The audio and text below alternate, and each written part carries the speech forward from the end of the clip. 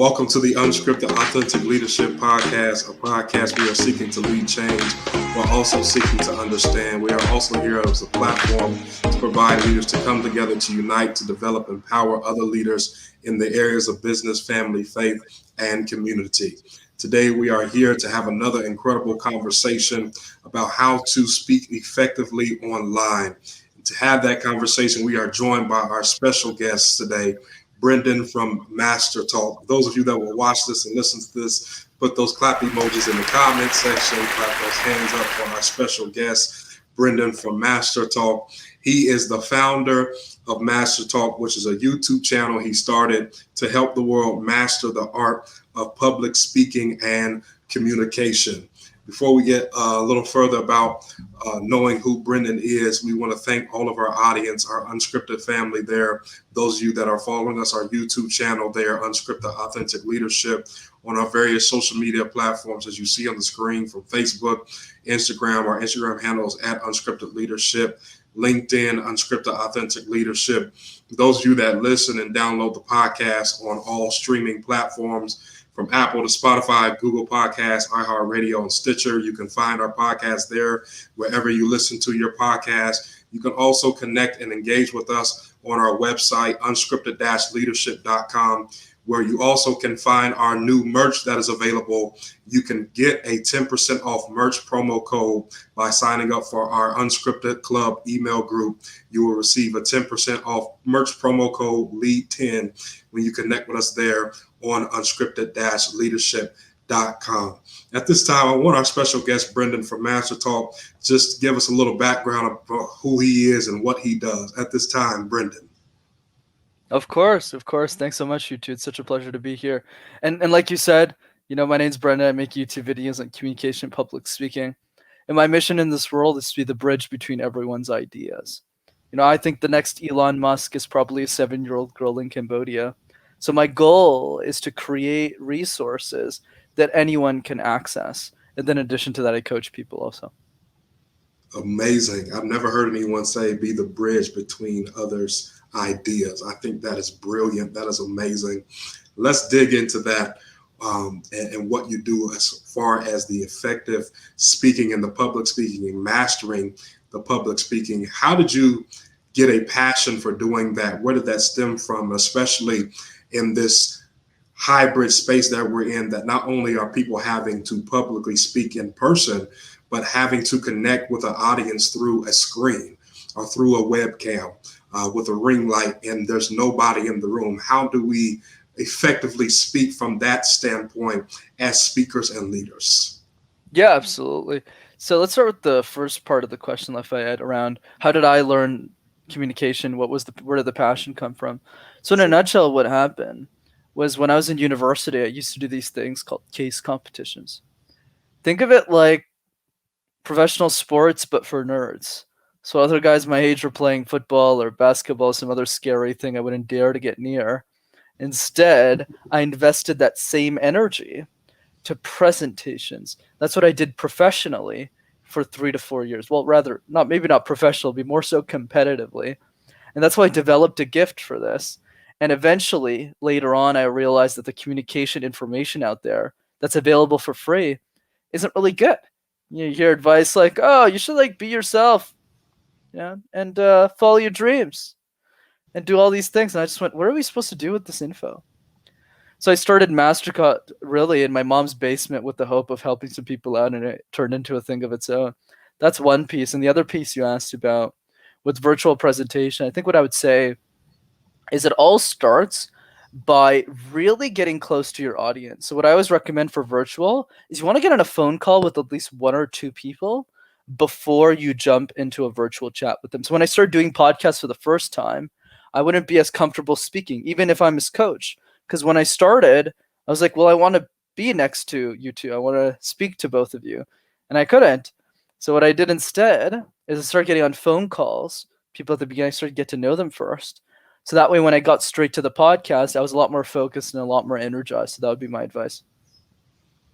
Sure. I think that's great. And I think that what you are providing is absolutely necessary to just life in general. I mean, everything that we do is based upon communication. and there's a lot of misunderstandings. There's a lot of things that go awry based on a breakdown in communication. And I think that many people have an understanding of what they think communication is or what effective communication is. But I think that you can shed some more light on how do we effectively communicate with people, because the way that I communicate with John is not going to be the same way that I communicate with you, because we have two different communication styles or two different type of receptive styles of that communication style that's being brought forth. So what is effective communication to you? Absolutely. I think for me, the first step I always like to begin with is a question. And that question is, how would the world change if you became an exceptional communicator? I'll repeat that again. How would the world change if you became an exceptional communicator? What I always say is public speaking and effective communication starts with communicating effectively to one person, which is you.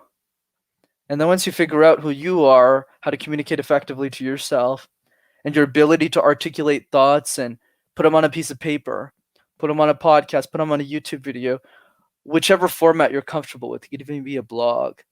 It improves your ability to communicate your own thoughts back to yourself. That's one piece. The other piece is communicating effectively with the people we get along with. So that means the people that we just are attracted to energetically. The people where you just meet that person, you say, where has this person been? Because when you look at communication that way, it becomes a lot more fun versus the way we currently look at communication, which is generally fear, anxiety, nerves, stress, in some cases death, which is not what we want. Right? So the focus is find the people that even if you made 100 mistakes with, they would still want to talk to you, still have a conversation. And then the third piece, of course, which is a bit more harder, is how do you have authentic conversations and how do you have detailed conversations, effective ones, with people you might not get along with, which is a different phase for another time. But I would say the first 2 points is definitely something most people don't think about and do. Sure. I kind of, if you don't mind, if we can go into that last element that you talked about. Yeah. I don't think the issue comes in with most people, like effectively communicating with people that you get along with or you have a friendship with or that you have some type of tenure in that relationship with that person. I think the problem with communication or the breakdown of communication comes in when we're not on the same wavelength, or we have different perspectives, or we have some type of conflict. How do we then communicate with people that we necessarily don't get along with, or they don't get along with us, or we don't necessarily agree with them, but we have to communicate with them on a daily basis? Absolutely. Yeah, to build on your point, Lafayette, I actually think the communication is broken down in both key areas. The people we get along with and the people we don't get along with. Because even with the people we get along with, think about your family. Think about your close friends. Do you really understand everything they say all the time? I was thinking about that with your spouse. Go ahead. That's great. Spouse is a good example. Because the first thing you said is communicate effectively with people you're close to. And I'm always working on trying to be a better communicator with my wife, who I've known for 20 years. And I still am not always very good about it because sometimes we're just not on the same page. Sure. And we recognize that at times. We're like, okay, we are obviously not seeing the same things. We're not on the same wavelength. We're not speaking the same language today. Right. And so I could definitely see how that could be a possibility and something that would be critical to learn about. But I understand what Lafayette was actually what he was getting to. Yeah, you both made great points on that. That's good, huh? No, but you're correct too, Lafayette, because the breakdown is especially significant when it's somebody we don't get along with. Absolutely, right? If you don't like the person, you don't even know why. You're like, how do you communicate with them? That's a challenge, and I'm happy to talk about how to overcome them. But I would say for most people, focus on the people around you. Like for me, it took me years to get my communication straight with my mom. Not because we had a bad relationship, not because we hated each other. I lived with her, right? It's because we grew up in very different value systems. She was born in Sri Lanka. I was born in Canada. It's a complete clash of values. One example of that is in American and Canadian culture, it's a good tendency to leave the house very early. It's normal. You know, you kind of graduate and you leave. Whereas in our home country, you never do that until you get married. Mm-hmm. So that's one piece. So already that's a big difference. I preferred staying anyway, so we didn't really argue there. But but that's just one microcosm, one small idea of explaining a much bigger picture. So we disagree on so many things culturally, but it's our ability to come together, even if we already get along.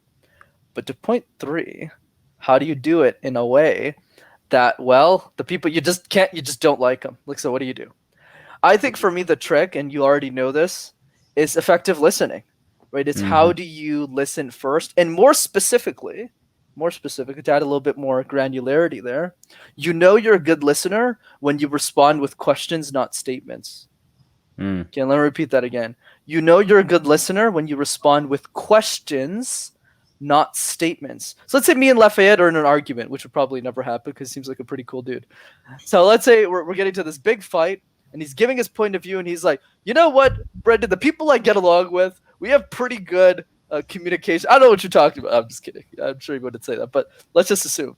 So instead of me saying, hey, mister, this is what I think, this is what I think, this is what I think, I have to pause and go, let's work on your perspective a bit more because I want to understand it. Why do you believe what you believe? Can you talk about the relationships around you? Why is it that 100% of the relationships you get along with so well? Maybe I can learn something from that. Sure. Maybe there's something you're doing in relationships. It's probably true that I should be doing more so I don't have this problem, right? So because I'm focusing on your perspective and not mine, that shows I'm a really good listener. But instead, and this happens in every argument, every fight all the time, whether it's politics and everything, it's literally statement, statement, statement, statement. Whereas the really good people go statement, question, question, question, question, question, and the conversation's over and everyone's hugging and eating pizza. That's really cool because that's actually how Lafayette and I came to a mutual respect early on in our friendship. Remember that, bro? Well, absolutely. We began talking about critical discussions going on in the United States without getting too deep right here. And we both, it was just questions about things going on in the news and things that were important, or, you know, maybe we were talking about the Black Lives Matter movement or different things like that. And it was me asking him questions, him asking mine, with nobody trying to argue, each trying to understand the perspective, because I realized myself that I'm like, okay, I'm missing something here. Explain to me your perspective. And then he would come back, he would explain his perspective and then ask me. And then what we realized, which is really cool, which is why we started the podcast, is we both wanted the same results. We just grew up with slightly different, they weren't way different perspectives. We had the same heart. We just realized that we had like 2 degrees difference. That was it, in perspective of a circumstance. And so once we listened to the other perspective, that's where our respect grew for each other. And we still don't always agree 100% in every single little piece, but we're always kind of slowly navigating closer on the same spot as we grow in friendship, because we just keep understanding each other's perspectives, which does change how I view things. It probably changes how he views things over time. So it's really cool how you said that. Yeah, I think that's so powerful, because I think when we're talking about effective communication and mastering your talk and public speaking, and I think that many times, or at least for me, when I think of communication, we always think of it through the lens, or view it through the lens of speaking. When what you just said, that the first step to effective communication is actually not saying anything, it's listening.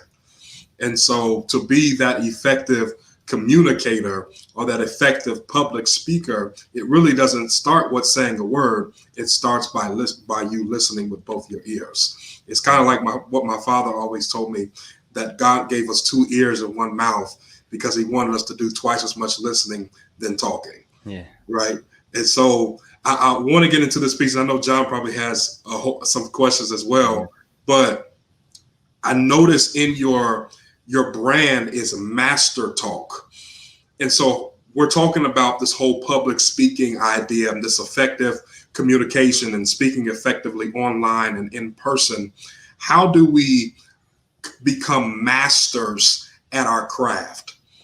For me, as a preacher, I know one of the things that, knowing your audience, knowing who you're talking to when you're speaking, and having those effective cues and knowing who you're talking to, they'll kind of give you the cues that you need to effectively communicate with them. But how do we continue to sharpen our communication skills? You gave us one there about the listening, but how do we get to the place to where we are master communicators? Absolutely. My perspective has always been, my definition of mastery is the following: someone who understands that they know very little about anything. And I know that sounds counterintuitive, but even me today, with the, I guess, quote unquote success, whatever you guys want to call it, that I have today, I still don't consider myself the best communicator out there. I really don't. I'm always focused on what is the next level of growth. And that is the only commonality amongst the masters of every field. Whether that field is biology, whether that field is chemistry, whether that field is communication, is the people at the top understand that they'll never actually get there. So they need to make the world, or their world, their teacher. I'll give you an example. When I started coaching C-suite executives, I think I was like 22 or 23. For those who don't know what C-suite means, that just means like CEOs of companies. Okay. So I was doing well for myself, of course, but I wasn't seeing the same growth and improvement. So my business partner said, why don't you just start coaching kids? And that really scared me. I was like, kids? He's like, yeah, coach 6-year-olds on how to be great communicators. And it freaked me out. I was like, I don't want to do that. Like, what? And it was the best lesson. It was the best. And I still do it today. And the reason has nothing to do with the money. That has everything to do, to your point, to keep myself sharp with my communication. Because that's the hardest thing you can do, is coaching kids. Absolutely. So anyways, the principle is that, I would say, from a more tactical perspective on what people can do to sharpen their skills, so many different things, but I would say the biggest thing is definitely accountability. You need to have someone to do a lot of the drills I teach in my videos with each other. That means joining a Toastmasters club if you don't have a budget for a speech coach. That means working together as a team of friends and working through these exercises. But it means doing it on a consistent basis and constantly giving each other feedback. Even if you're not coaches, doesn't matter. That's really the focus. And in terms of like techniques you can do, one I love that I always preach is the random word exercise. Super simple. Pick a random word, right? Light bulb, shirt, basement, and just make a presentation out of thin air. Do it 5 times a day, 5 minutes total, and you'll have done the exercise 2,000 times almost in a year. Wow. It sounds simple, but that will take us as communicators a very long way. Just taking inanimate objects and trying to make a presentation around that. That's great. That is amazing. John, do you have something, bro? Sort of. You had mentioned something about early on about when you began your podcast, you were afraid to talk. I don't know if you said afraid, nervous, maybe apprehensive, fill in the blank, to talk to the individual that you're going to interview or be interviewed by. So you would get on the phone with them to get more comfortable. Now that comes after, I'm assuming you've spent several years of learning to speak effectively, getting rid of, my hardest thing is my ums and ahs. So I have to slow myself down when talking. I'm from the West Coast, is where I grew up, and we talk fast. So I'm learning to not talk so quick because everybody thinks I mumble. But anyways, that what you had mentioned was you had to get on the phone with them to get to know them better. That I'm assuming that means that there must have been some fear when it comes to speaking in public, in front of somebody, in front of a camera, which is definitely kind of weird, but I've certainly gotten used to it. How do you overcome that? Because I have to assume that a lot of the listeners must have that deep fear of speaking in public, because I understand it could be a self-image struggle. Is my guess of a lot of it. But can you speak to that? Because obviously that's something you had to overcome. And how do you become an effective communicator with more than 2 people if you have that fear of communicating in front of somebody? Absolutely. So I think what I would say is, so let's start with the principle, right? And the principle is the following: fear is always going to be there, Mm-hmm. right? Just because you're going skydiving the second time doesn't mean it's less scarier, or not scary at all, rather. I think that's a better term. There's always going to be fear in anything that you do. The thing that I like to preach, because anyone who tells you they're not scared at all is definitely lying, in my opinion. Mm-hmm. It's what is the fear compared to the weight of the message. Mm. So for me, if the message is more important than the fear loses. Good analogy I like to use, which is odd since I'm not a sports guy, is a boxing match. Let's say on one side of the ring, you got your fear, and the other side of the ring, you got your message. Fear is always going to be in the corner, but as long as your message gets the knockout punch, right, fear always loses in the end. And I think that's the difference between the best communicators on the planet versus everyone else, is the best communicators on the planet believe so much in their message that they're willing to crush their fear. I'm the best example of this. Yeah, sure, I sound like some great communicator now, however you want to define me, but when I started coaching CEOs when I was 22, that wasn't fun. Okay, it wasn't fun the first couple of months because I'm speaking to people who literally have worked at their companies longer than I've been alive. Right. It's literally... True. So how do you overcome that? Well, you overcome it by understanding that, yeah, this person, this woman, this man, they have a lot of experience. Nothing to discount. They have a lot of experience in their field. They've done really good work. But in this one vertical, this message, this one thing about communication, I might know a bit more. So let me hone in on that message. Let me lean into that and make sure that that message beats the fear every single day.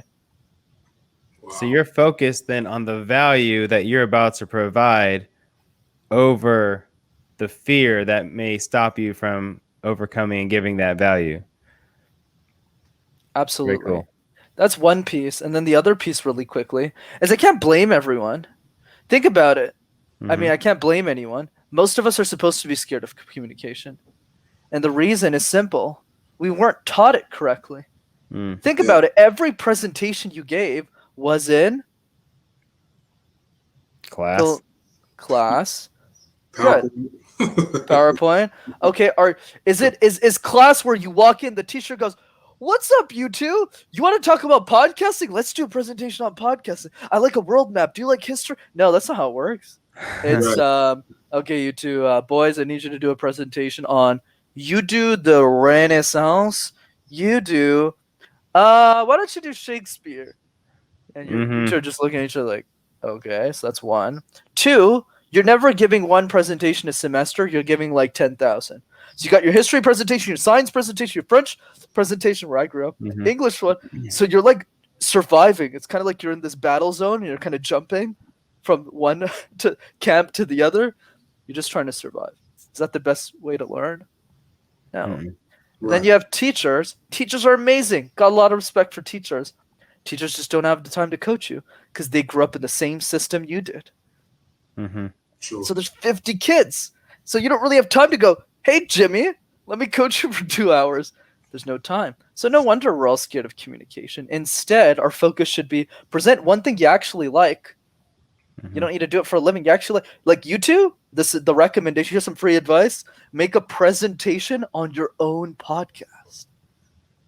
What's it for? What's the mission? Why does it matter? Who should listen to it? And go present it at your local universities, communities, churches. Go wherever you want and present that sucker over and over and over and over again.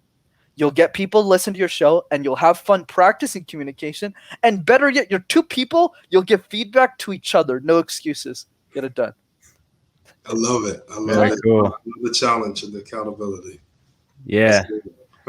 That's such a good point because as you said that, a thought came to mind that I believe most people, when they're learning to do presentations, not just communicate effectively, but presentations, which is I think how most people view communication in this sort of setting, when they're more focused on memorizing the content than the rest, which makes you nervous. That's why they write it down. That's why they read from the paper and so forth. Versus if you're actually presenting on something you enjoy and know, you can now focus on delivering value to the audience versus all the bullets of, well, as you said, Shakespeare, which I don't even know anything on, but I'd be nervous on that too.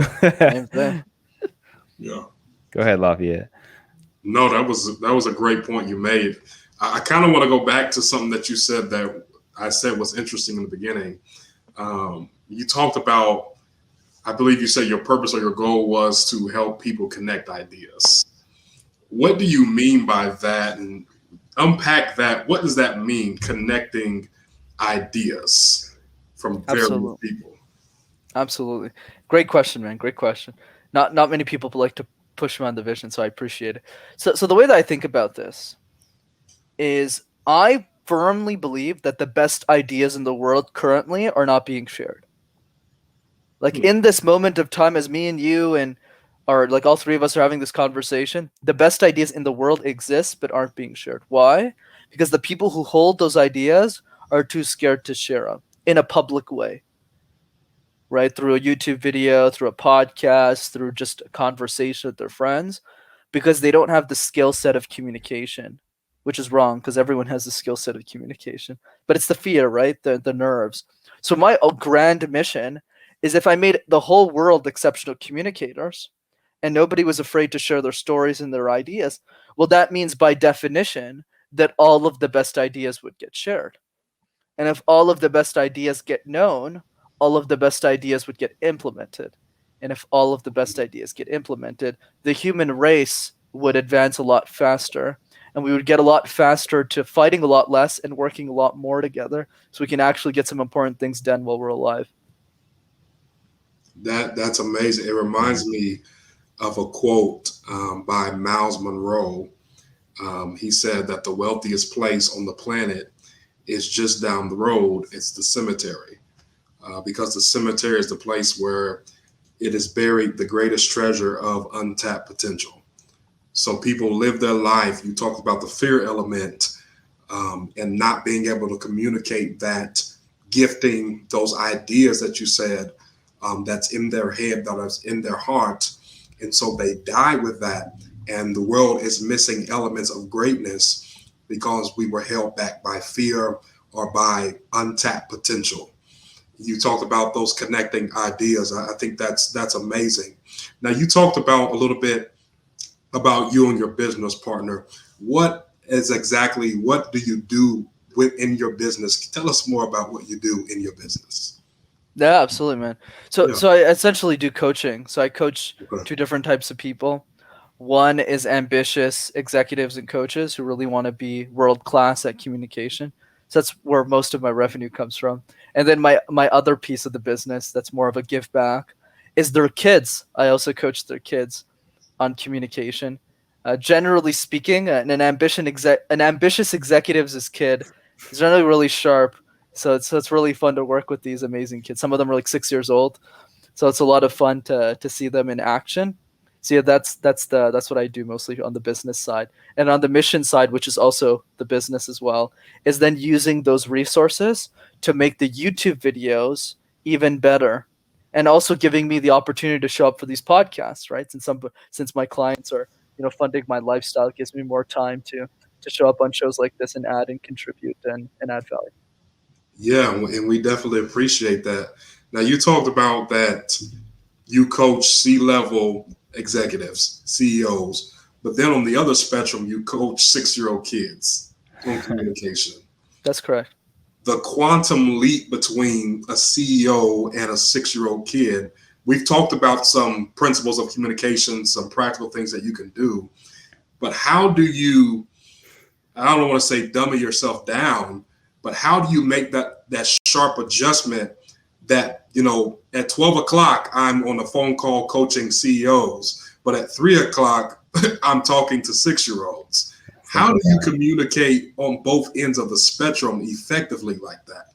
That's such a good question. I love that. I've never been asked that before.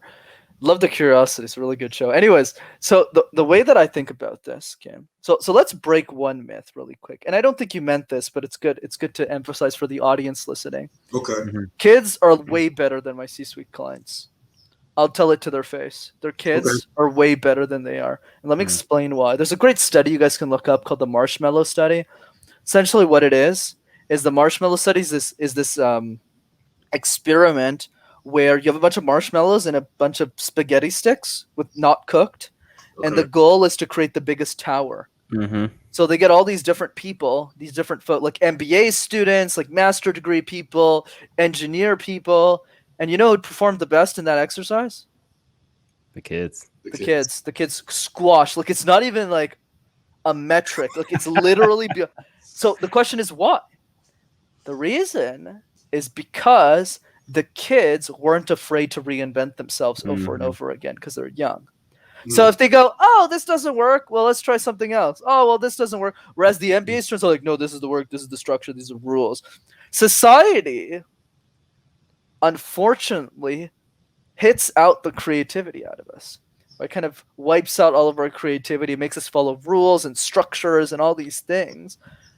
And I think in many ways, there's a good thing that it's structured. It helps us cooperate and collaborate with each other. But the issue with that, which is my pet peeve, is it prevents us from being creative. Mm-hmm. It prevents us from doing something important with our lives. Because let's face it, the people who do something really amazing with their lives are often not normal people. Mm-hmm. Right? They're crazy folks. Like the people we admire. Think about your favorite actress, your favorite actor.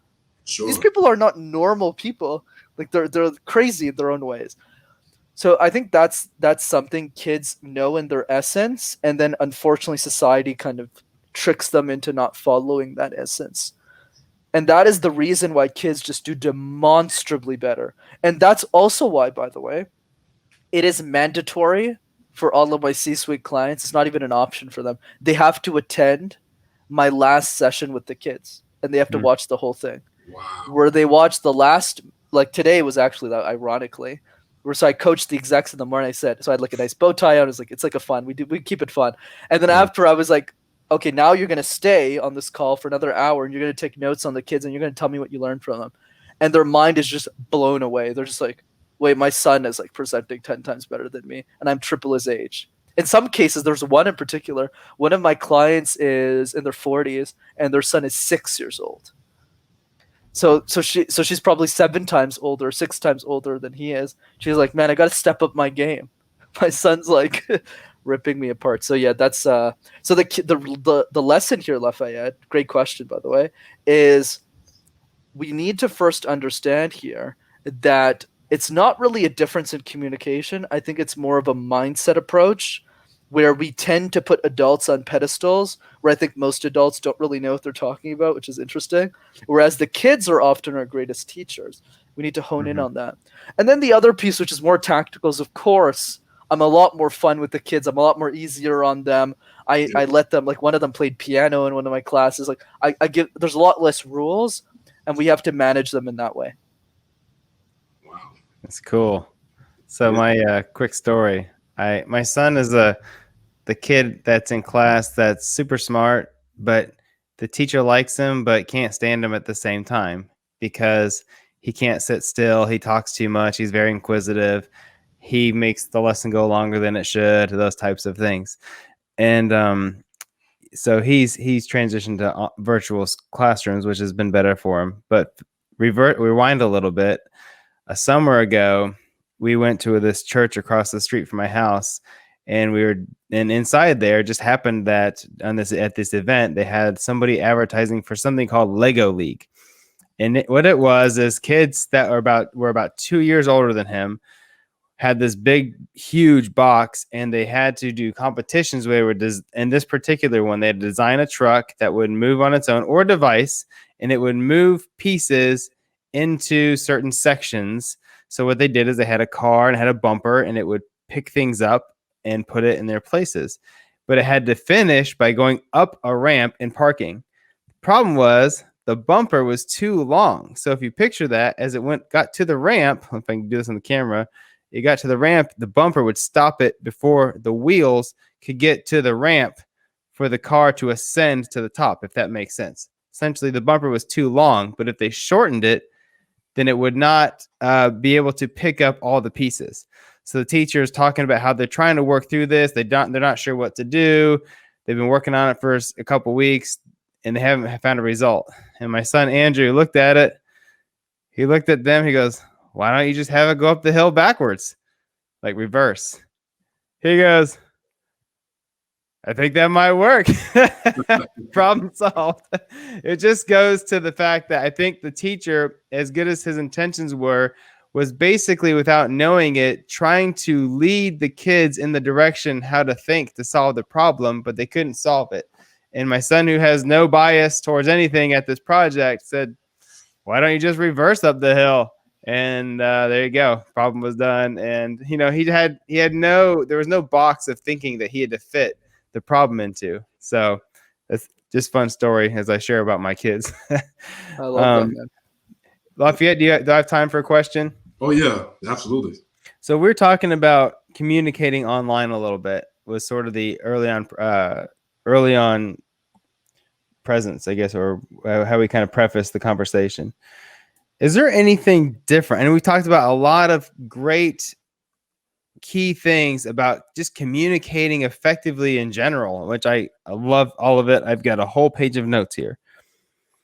But speaking online versus an in-person environment, is there anything different that the audience or any of us need to know? Like, what is the difference there? Are there any nuances that we have to adjust for? Because I don't think we're going to be talking online a lot less as we move forward. I think it'll be pretty much the same Correct. as we are now, or more. More, yeah. Yeah, absolutely. I think for me, well, a couple of things. First thing I would say, I definitely think we're going to speak online a lot less than what we did last year. That's for sure. Since COVID's coming to an end, which is a good thing. And the reason that's a good thing, and I'll be honest, online presentations are way harder than in-person ones. And the reason is very simple. It's hard to bring out this energy. Obviously now I do it because, I do this for a living. But for most people, it'd just be like, well, these two are not here. And I'm just alone here, just yelling at people. And it's on a screen. So it's a lot harder to bring out that energy. I would say that's a big difference. But in terms of the principle is the same, which is that technique I gave you to earlier about do the same presentation over and over again, make it on the podcast. That applies with the online world, except now, because you've done it in person, you've met the people, you see the impact that presentation does. When you go back online, you're presenting it virtually, you have that in your mind. And you say, I see, I know this has a lot of impact. And with those people in your frame of mind, then you present with that energy. So I would say that's a big one. Is I usually recommend people, especially now that COVID's ending and the cases are starting to fall, basically it's over. Now we're in that position. So I definitely recommend people to present something offline first before they present it online, because it'll be much easier for them to pull energy. That's probably the biggest difference I see. The second one is around eye contact, where you'll notice probably 80% of the time, even I wasn't perfect. In person, you obviously look at people's eyes directly, but you should never do that online. Because if I looked at you directly, it just looks really awkward for people who are watching me right now online. But I have to keep looking at you directly, even if that's not actually the case. But what is interesting about online is even if there's 100 people in a room online, I can look in one area and it feels like I'm looking at all of you at the same time. Which would never happen in person. In person, I have to do 1, 2, 3. So that's interesting as well. That's an advantage I see with online. But for the most part, it's definitely harder in this format. What about engaging your audience online? Is there anything that you could recommend as far as that, like engaging the audience, getting them to engage back versus early on when COVID first hit and we would be in online rooms and so forth? You're pretty much just listening to somebody talk. It's incredibly boring. But as you move forward, I've noticed some people are trying to ask questions, put something in the chat, things like that. Any recommendations on how to engage the audience online? Great question. It's tough. I have challenges with that too. I think it really depends on the audience size. Okay. And it starts with the perfect presentation. Like if you do like a really amazing presentation, at the end of the day, people will be engaged throughout. That means you're really good.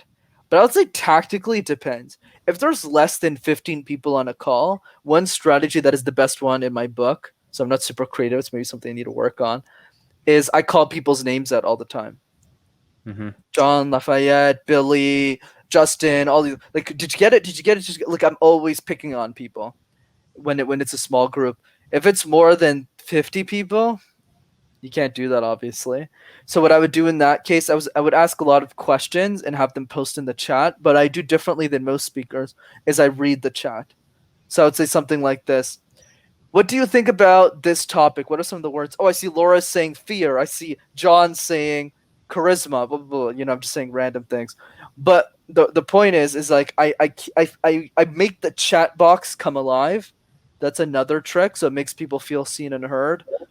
And then another piece of that as well is Q&A. I make the Q&A period longer towards the end. So that way it's more interactive and I can get more questions in and interact with people, as many as I can, in the limited time I have. Sure. Is there anything else that you want to leave our unscripted audience on, something that was on your heart that you think that will be effective or beneficial to them? Yeah, absolutely. Since this topic's about leadership, I'm happy to chime in on that. So I think what I would say is I'll end with a book recommendation, some life advice. A book recommendation I always like to give a shout out for, because it is the reason I became the person I am today. It's Thirst by Scott Harrison. I think Scott is prolific in storytelling. He's the CEO of Charity Water. It's a nonprofit he started to help people gain access to clean water. I think the guy's a savant when it comes to marketing. I think there's a lot we can learn from him and the way that he leads. A lot of amazing people recommended his book. I personally have 2 copies of it at home. Definitely check it out. In terms of right? Thirst, yeah, you got it. Thirst. Yeah, by Scott Harrison. Thirst You got it. Yeah. That's it. That's the book. You got it. So that would be the book recommend. In terms of life advice, what I would say, especially for those of you who have made it to the end, what is it, 42 minutes? You're probably someone who really cares about your personal development. You're probably someone who really cares about making a difference. So here's my real piece of advice that has nothing to do with communication. The advice is be insane or be the same. If you want to be like everyone else, that's totally fine. But if you want to make a difference in the world, you want to do something important with your life, the only path forward is the path of insanity. Every person who has done something important in their life is very bizarre by nature. Don't you find it odd that I started a YouTube channel, not on pranks, not on vlogs, not even on music? That's what normal people do. Yeah. I started a YouTube channel on communication and public speaking tips, and I have an executive coaching practice, but I also live in my mom's basement. I'm literally talking to you on a mattress I sleep on. I don't own a car, and I love Justin Bieber, especially his old stuff. How does any of this make any sense at all? Yeah. And that, my friends, is the point. When everything in your life makes sense to the only person it should, which is you, you're probably doing the right thing. Incredible. We want our unscripted family, our audience, to continue to connect with Brenden from MasterTalk. You can do that on his various social media platforms. Follow his YouTube channel, as he's mentioned several times there. You can get more gems there. On his YouTube channel is MasterTalk. That is MasterTalk. And his Instagram handle is @MasterYourTalk. That is @MasterYourTalk. This has been an incredible conversation. And again, thank you, Brenden, for coming on, speaking to our audience. There's been so much wisdom that you have dropped throughout this episode that I'm sure that our audience will definitely enjoy and will benefit them even beyond their communication, but as a leader, as a leader in their entirety. And so we say thank you to our audience, our YouTube channel there, Unscripted Authentic Leadership. You can find this episode dropping next week on Monday. You can see us there. You can connect with us on our social media platforms on Facebook, Instagram, and LinkedIn. You can also stream this episode on our various, anywhere you get your podcast platforms. And again, connect with us there on our website, unscripted-leadership.com. Check out our merch, sign up for our email club, and get that merch promo code there, LEAD10, when you sign up. As always, we pray that you be the leader that God has called you to be. We are here to build bridges and not walls. Bridges connect and walls divide. Until next time.